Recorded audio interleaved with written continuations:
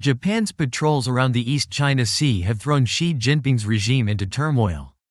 The U.S. and Japan immediately announced a defense cooperation. Other East Asian allies followed suit. Japan-China trade relations have collapsed. China has fallen both militarily and economically. In the disputed waters of the East China Sea, tension has been escalating to an unprecedented level, particularly around the Senkaku Islands, a group of uninhabited islets claimed by both Japan and China. Japan, asserting its sovereignty over the islands, has intensified its patrol operations in the region, deploying Coast Guard vessels, naval ships, and surveillance aircraft to ensure a constant presence. The situation has become a critical flashpoint for the Chinese government, prompting a wave of anxiety within Beijing, as these actions are perceived as direct challenges to China's territorial claims. Japan's patrols in the East China Sea, especially around the Senkaku Islands, are part of its broader strategy to solidify its control and deter any Chinese attempts to exert influence. For years, both nations have been locked in a bitter territorial dispute over the islands, which lie in a region believed to hold rich fishing grounds and potentially vast underwater oil and gas reserves. The waters surrounding these islands have become a hotbed of geopolitical tensions, with both nations regularly sending ships and aircraft to assert their respective claims. China, under the leadership of Xi Jinping, has viewed Japan's actions as a severe provocation. Every time a Japanese patrol vessel enters the waters near the islands, it triggers an immediate reaction from China's Coast Guard and Navy, which rush to intercept the Japanese forces. However, despite China's protests, Japan remains resolute, maintaining a persistent and increasingly assertive presence in the area. This situation has caused significant alarm within the Chinese government.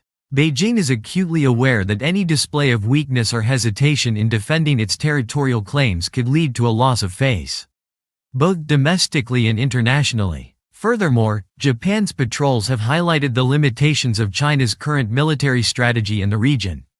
Although China has built a formidable navy and coast guard, the constant deployment of these forces to respond to Japan's activities is straining its resources.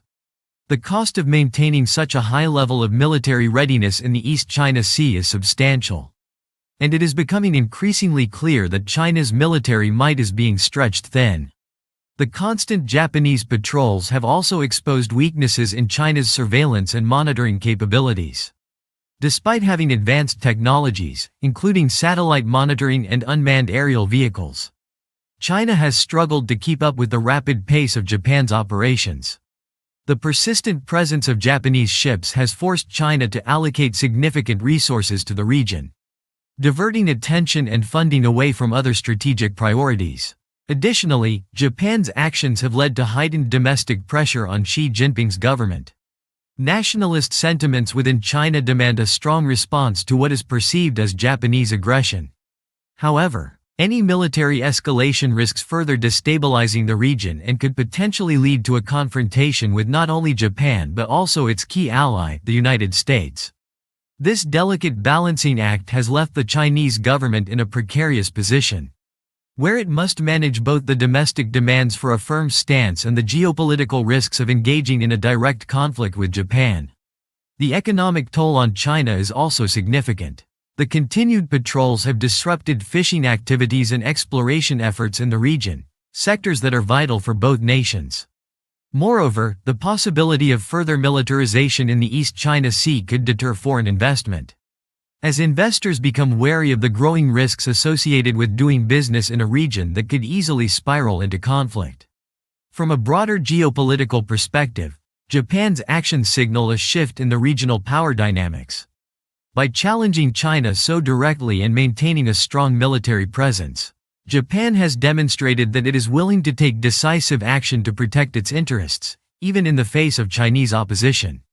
This has sent shockwaves through the Chinese leadership, which had previously underestimated Japan's willingness to escalate the situation. In the midst of escalating tensions in the East China Sea, the United States and Japan moved swiftly to solidify their defense partnership, sending a clear message to Beijing that any threats to regional stability would be met with a coordinated and powerful response.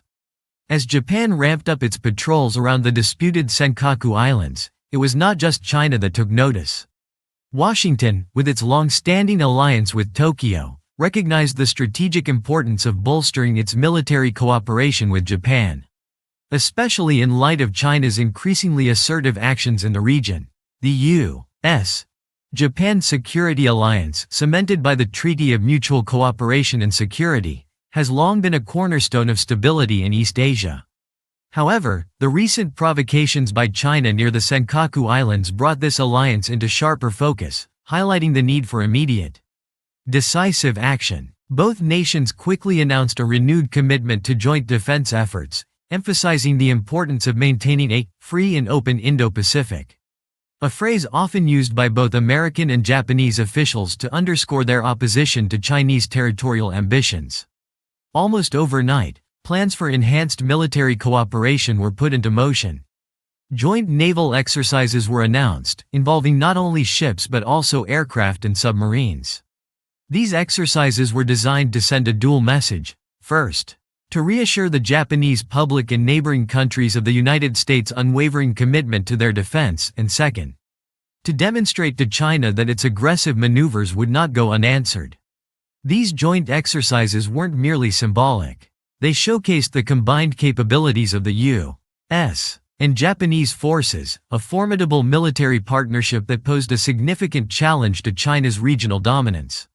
Advanced American aircraft carriers and Japanese destroyers sailed side by side, their presence a direct reminder to Beijing that any military escalation in the East China Sea could quickly draw in the United States, turning a bilateral conflict into a broader confrontation with far-reaching consequences.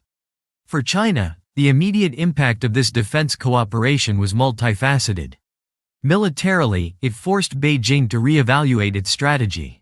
While China's navy had grown significantly in recent years, it was still not in a position to challenge the combined might of the U.S. and Japanese forces, especially in the waters so close to Japan's shores.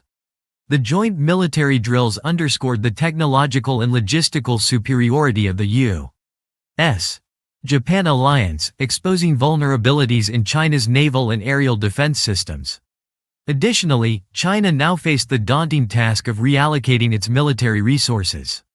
With its forces already stretched thin by ongoing commitments in the South China Sea and along the Indian border, Beijing was now compelled to divert more ships, aircraft, and personnel to the East China Sea. This strain on its military operations only heightened as Japan, bolstered by U.S. support, showed no signs of retreating from its patrols around the Senkaku Islands. Economically, the increased U.S. Japan cooperation also had profound implications for China. The announcement of strengthened defense ties between two of the world's largest economies further rattled investor confidence in the region. International businesses, already wary of the growing instability in East Asia, began reconsidering their investments in China. The potential for military conflict, no longer a distant possibility, now loomed as a genuine threat to the region's economic future. Diplomatically, the renewed defense cooperation between the U.S. and Japan also isolated China on the global stage. For years, Beijing had sought to weaken the U.S. alliance system in Asia, hoping to drive wedges between Washington and its allies. However, the recent developments in the East China Sea had the opposite effect. Not only did Japan and the U.S. reaffirm their commitment to one another, but other countries in the region, such as South Korea and Australia, also began to take notice. These nations, increasingly alarmed by China's assertiveness, started exploring deeper military ties with the U.S. and Japan, further consolidating a regional coalition aimed at countering Chinese expansionism. The official statements from both Tokyo and Washington made it clear that the alliance was more than just a defense pact. It was a broader commitment to maintaining peace and security in the Indo-Pacific region. Japanese Prime Minister Fumio Kishida and U.S. President Joe Biden both underscored the importance of their nation's cooperation in deterring aggression. The security of the Senkaku Islands is inseparable from the security of Japan itself, Prime Minister Kishida stated during a press conference, highlighting the stakes involved. For China, the diplomatic and strategic losses were clear. Beijing had hoped that by flexing its military muscle near the Senkaku Islands, it could intimidate Japan into backing down. Instead, its actions had backfired, solidifying the U.S. Japan defense alliance and leading to broader regional opposition to Chinese ambitions. What began as a calculated effort to assert dominance in the East China Sea had now resulted in China facing an even more united front. Moreover, the announcement of enhanced U.S. Japan defense cooperation coincided with a broader shift in U.S. foreign policy. Under the Biden administration, there was a renewed emphasis on multilateralism and alliance building, particularly in the Indo-Pacific region. The partnership with Japan was central to this strategy, and as tensions with China continued to rise, Washington demonstrated that it was fully committed to its role as a stabilizing force in East Asia. As Japan continued its patrols around the Senkaku Islands, backed by the full weight of U.S. military power, Beijing found itself in a difficult position. Any attempt to escalate the situation further would risk a direct confrontation with the United States, an outcome that China, despite its growing military capabilities, was not prepared for. The message was clear: the U.S. Japan alliance was stronger than ever, and any challenge to Japan's territorial integrity would be met with a united and forceful response. As tensions between Japan and China escalated in the East China Sea, the consequences quickly reverberated across the broader East Asian region. What began as a territorial dispute between two powerful nations rapidly evolved into a catalyst for regional defense realignments. Other key players in East Asia, nations such as South Korea, Taiwan, and the Philippines, closely watched the unfolding events and, recognizing the broader implications of China's growing assertiveness, began taking steps to fortify their own security partnerships. Particularly with Japan and the United States. The rapid mobilization of Japan's military resources, backed by the United States, sent shockwaves through the region. Historically, many East Asian nations had adopted a cautious stance in their diplomatic relations with China, often avoiding direct confrontation to maintain economic ties. However, the increasingly aggressive posture of China, combined with the assertiveness demonstrated by Japan, forced these countries to reassess their defense strategies. The fear that unchecked Chinese expansionism could spill over into other contested regions prompted them to strengthen their own defense collaborations.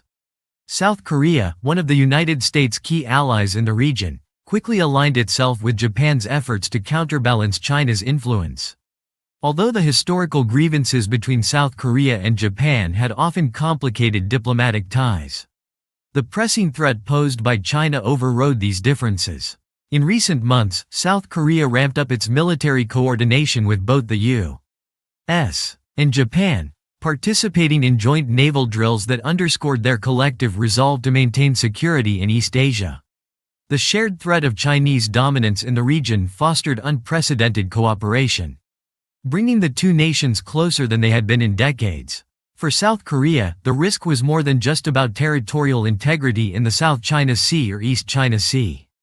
It was about maintaining the broader security architecture in the region, which was increasingly being threatened by China's military expansion.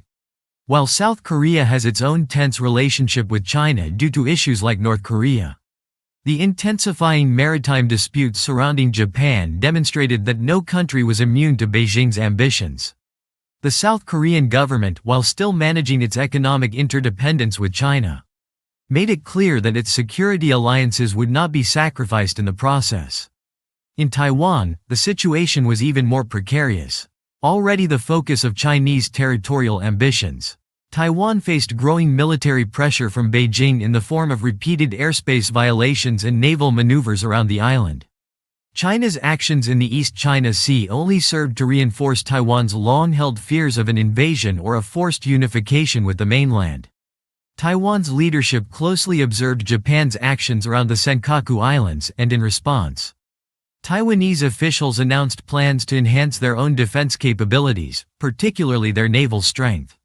Taiwan's strategy, like that of Japan and South Korea, revolved around deepening its military ties with the United States. In light of the events surrounding the East China Sea, Taiwan participated in an increasing number of joint military exercises with the U.S. Navy, focusing on coastal defense and air defense systems. The Taiwanese government also sought closer coordination with Japan, recognizing that a strong security partnership with Tokyo could serve as a deterrent to Beijing's designs on the island. The message was clear: Taiwan, much like Japan, would not back down in the face of Chinese threats. In the Philippines, a country with its own complex territorial disputes with China in the South China Sea, the developments in the East China Sea acted as a wake-up call. The Philippine government, already embroiled in disputes over Chinese encroachment on its territorial waters, saw the need to bolster its defense relationships with its traditional allies. Following Japan's lead, the Philippines began holding talks with both Japan and the United States, discussing ways to increase military cooperation and intelligence sharing to counter Chinese activities in the region. The defense agreements between the Philippines and Japan were particularly significant, as they marked a new era of military collaboration between two nations that had once been adversaries. The strategic convergence of these East Asian nations, each with their own unique histories and concerns, was a direct consequence of China's growing assertiveness. Beijing's expansionist policies, once aimed primarily at the South China Sea, were now seen as a threat to the entire region. What China might have hoped would be an isolated confrontation with Japan quickly evolved into a multi-front challenge, with neighboring countries rallying to form a united front. For China, the diplomatic and military consequences were severe. Instead of intimidating its neighbors into submission, China found itself increasingly isolated in the region. The military alliances forming between Japan, South Korea, Taiwan, and the Philippines, with the full backing of the United States, created a robust network of defense partnerships that Beijing struggled to counter. Chinese military leaders, who had previously boasted about the country's growing naval capabilities, now faced the prospect of being encircled by a coalition of regional powers. The economic ramifications for China were equally profound. As these nations deepened their security ties, they also began exploring ways to reduce their economic dependencies on China. In Japan and South Korea, discussions about diversifying supply chains away from China gained momentum, particularly in key sectors such as technology and manufacturing. The collective move towards self-sufficiency and economic resilience was yet another blow to China's strategic ambitions, signaling that its aggressive foreign policy was having far-reaching, unintended consequences. In this rapidly shifting geopolitical landscape, Beijing's options were becoming increasingly limited. Its neighbors were no longer willing to tolerate its territorial ambitions without resistance, and the formation of a multi-nation defense network presented an insurmountable obstacle to China's goal of regional hegemony. The combination of diplomatic isolation, military deterrence, and economic decoupling left China in a far more vulnerable position than it had anticipated, with the actions of its East Asian neighbors serving as a direct response to its overreach. The once robust and mutually beneficial trade relationship between Japan and China, which had stood as a cornerstone of economic interaction in East Asia, began to unravel as tensions in the East China Sea escalated. What had long been a pragmatic partnership built on shared economic interests now crumbled under the weight of political and military disputes. The breaking point came with Japan's assertive patrols around the disputed Senkaku Islands, a move that Beijing perceived not only as a direct challenge to its territorial claims but also as a broader shift in Japan's stance toward China. For years, the relationship between Japan and China had been characterized by deep economic interdependence. Even as political disagreements simmered beneath the surface, Japan was a crucial player in China's industrial supply chains, while China served as one of Japan's largest trading partners. The flow of goods, from high-tech components to automobiles and consumer electronics, had helped fuel both economies, with trade between the two countries reaching hundreds of billions of dollars annually. However, as the diplomatic rift over territorial and security issues widened, the economic ties that once bound the two nations began to fray.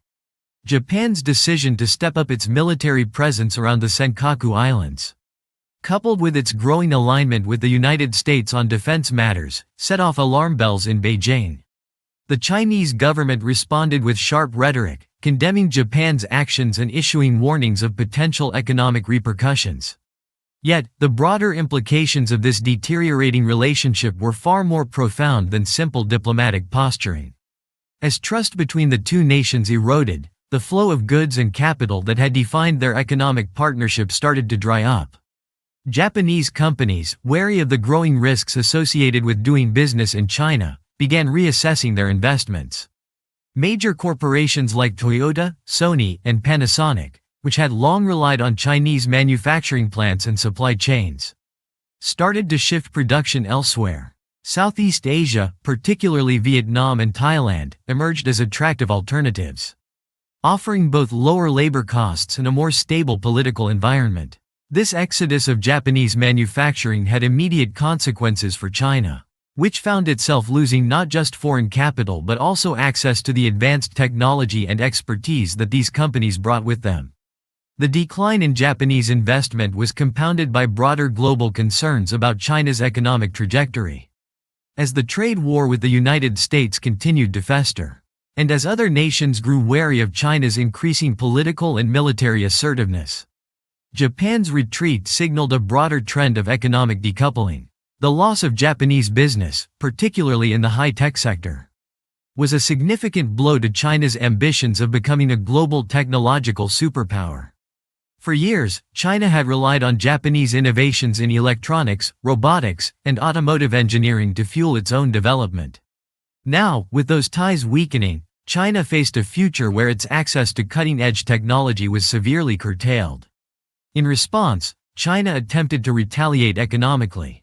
Beijing began imposing stricter regulations on Japanese imports, particularly in sectors like automotive parts and electronics. Chinese consumers, too, were encouraged to boycott Japanese products, a tactic that had been used effectively in the past during times of political tension. However, the impact of these efforts was limited. Japan's economy, though reliant on exports, was diversified enough to weather the storm. Japanese companies, having anticipated such actions, had already begun pivoting to other markets, reducing their dependence on China long before the situation reached its breaking point. The real loser in this economic confrontation was China. Its manufacturing sector, already struggling with rising labor costs and the effects of the U.S. China trade war, now faced the additional challenge of losing one of its most important foreign partners. Japanese firms had long been a source of high-quality components that Chinese manufacturers used to produce everything from smartphones to electric vehicles. With these supply lines disrupted, Chinese companies found it increasingly difficult to maintain their competitive edge, both in domestic and international markets. Moreover, the breakdown in trade had far-reaching consequences for China's broader economic stability. The ripple effects were felt in industries ranging from consumer electronics to heavy machinery. As Chinese firms struggled to replace Japanese suppliers, the once thriving ports of Shanghai and Shenzhen, which had seen a constant flow of Japanese goods, now faced a noticeable slowdown in activity. The economic fallout from this rift was not confined to trade alone. With Japanese investment drying up, China lost access to the capital and expertise that had been instrumental in modernizing its economy over the past few decades. In the financial markets, the deteriorating relationship between Japan and China sent shockwaves through investor confidence. Global investors, already jittery due to the geopolitical tensions in the region, began pulling out of Chinese assets, further weakening China's economic position. The Chinese yuan, already under pressure, saw increased volatility as foreign capital fled. In contrast, Japan's yen strengthened, benefiting from its newfound alliances and the perception that it was a safer bet in an increasingly unstable region. China's efforts to mitigate the damage through state-led initiatives, such as its Belt and Road Initiative BRI, offered little relief. While the BRI had provided China with new markets for its goods and services, it could not replace the scale and sophistication of its trade relationship with Japan. The loss of Japanese technology and investment could not be compensated by infrastructure projects in developing countries. Instead, China found itself increasingly isolated economically, as its aggressive foreign policy alienated not just Japan, but many of its other trading partners in Asia and beyond. The breakdown of the Japan-China trade relationship also had significant implications for global supply chains. Japan's decision to pull back from China was part of a broader trend of countries and companies re-evaluating their dependence on Chinese manufacturing. As this shift accelerated, global companies began restructuring their supply chains, moving production to other parts of Asia or even back to their home countries. This reconfiguration further weakened China's position as the world's factory, eroding one of the pillars of its economic growth. As tensions escalated in the East China Sea, and Japan's assertive patrols around the Senkaku Islands continued, the mounting pressure on Beijing was not only diplomatic but also deeply economic and military. What began as a regional dispute over territorial sovereignty soon spiraled into a far-reaching crisis for China, exposing significant vulnerabilities in its defense posture and economic foundation. Faced with the united front of Japan, the United States, and their regional allies, China found itself increasingly strained, militarily overextended and economically destabilized. In the military sphere, the initial perception of China as an unchallengeable force in East Asia began to unravel. While Beijing had rapidly expanded its naval and aerial capabilities over the past 2 decades, the heightened confrontations with Japan and the enhanced defense cooperation between the U.S. and its East Asian allies revealed serious limitations in China's military readiness. China's military, the People's Liberation Army (PLA), which had grown dramatically in size, faced the challenge of stretching its resources thin across multiple fronts. Ongoing disputes in the South China Sea, the Taiwan Strait, and now the East China Sea forced Beijing to constantly redeploy naval vessels and aircraft, diverting focus and resources from other critical areas. The decision by Japan to bolster its maritime patrols, backed by the U.S. Navy, placed enormous pressure on China's ability to maintain a credible military presence near the disputed Senkaku Islands. For every Japanese ship or aircraft that entered the region, China was compelled to respond in kind, leading to an exhausting cat-and-mouse game that depleted fuel, equipment, and personnel.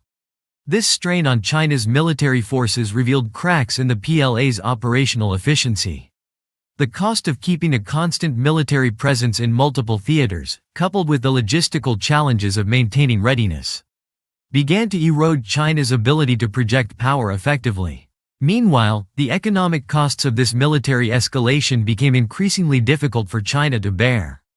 Already grappling with the effects of the U.S.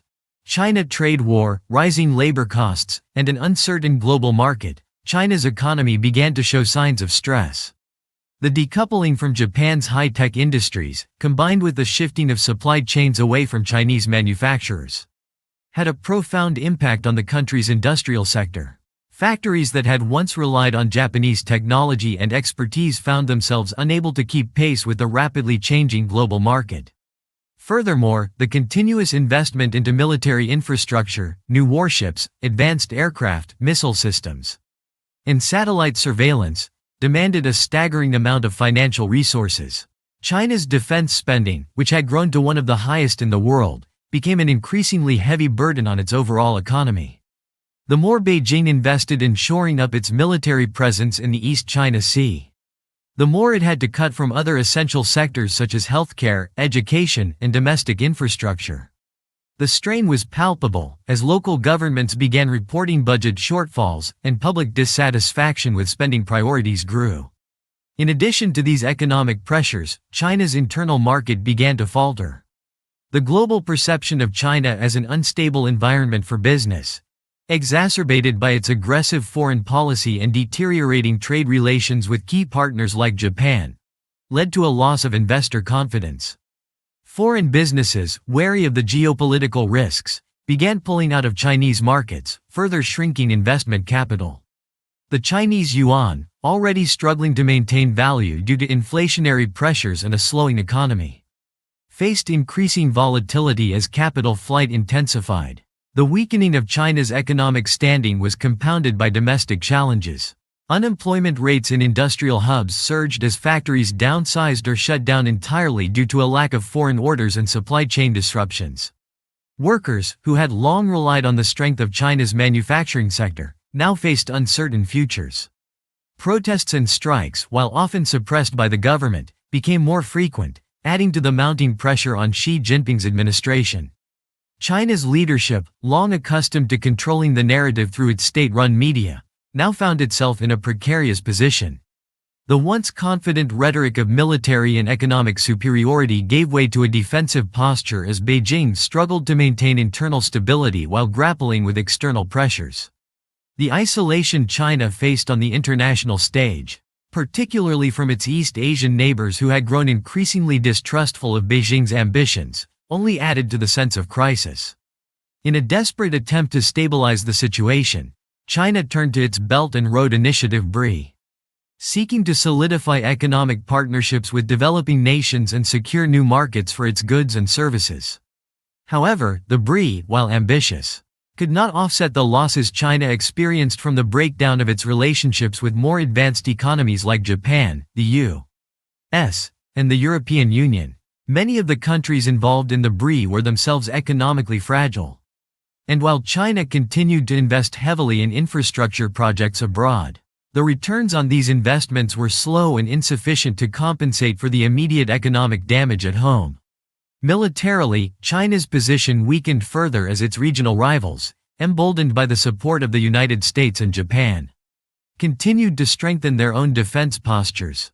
Taiwan, long seen by Beijing as a breakaway province, took full advantage of the geopolitical shift by bolstering its own military capabilities and deepening its defense ties with Washington.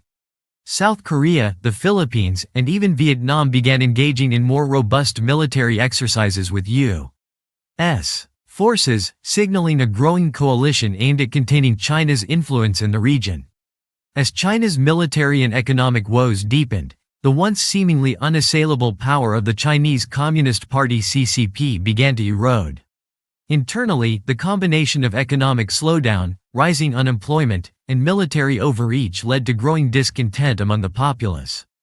While dissent was often met with swift suppression, cracks in the social fabric began to emerge.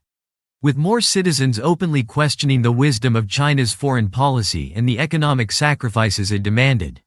For China, the dual collapse of its military ambitions and economic stability was a harsh reckoning.